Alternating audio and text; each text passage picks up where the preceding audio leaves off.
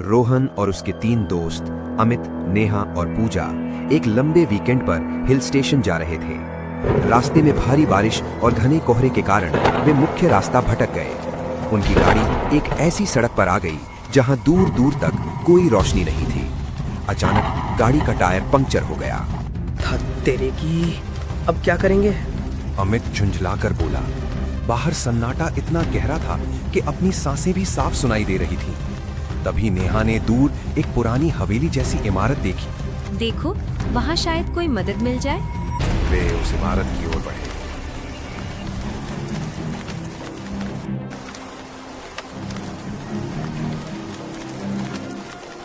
वो एक विशाल जर्जर बंगला था जिसे गांव वाले काला बंगला कहते थे।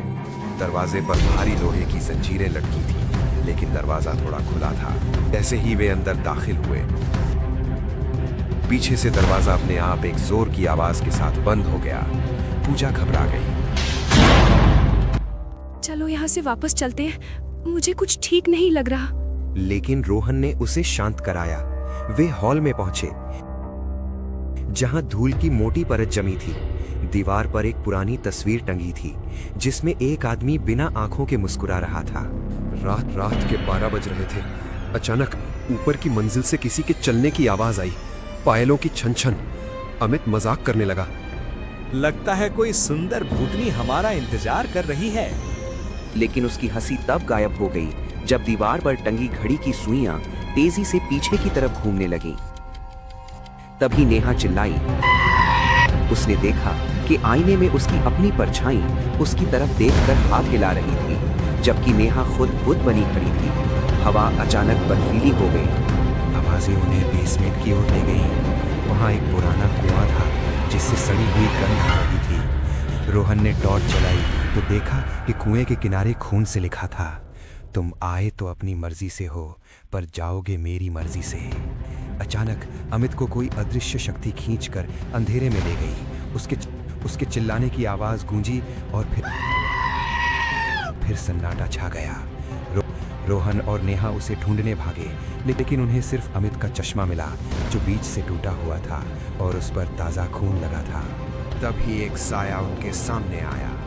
वो उसी आदमी का था जिसकी तस्वीर उन्होंने हॉल में देखी थी। उसकी आंखें नहीं थीं, सिर्फ 2 काले गड्ढे थे जिनसे काला तरल बह रहा था।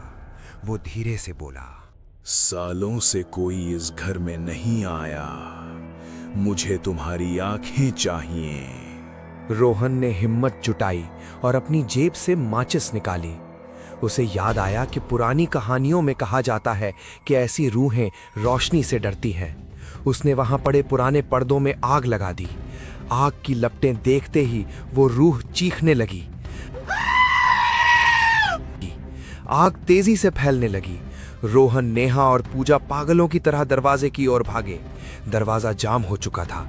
रोहन ने एक भारी गमला उठाकर खिड़की का कांच तोड़ा और एक एक करके वे बाहर कूदे। अमित कहीं नहीं मिला। जैसे ही वे बंगले से बाहर निकले और पीछे मुड़कर देखा, बंगला आग की लपटों में घिरा था, लेकिन आग का रंग नीला था। अगले दिन जब वे पुलिस के साथ वहां पहुंचे तो वहां कोई बंगला नहीं था, सिर्फ खंडहर थे जो दशकों पुराने लग रहे थे। पुलिस वाले ने कहा, यहाँ 50 साल पहले एक बंगला जो जलकर राख हो गया था, तब से यहाँ कोई नहीं आया।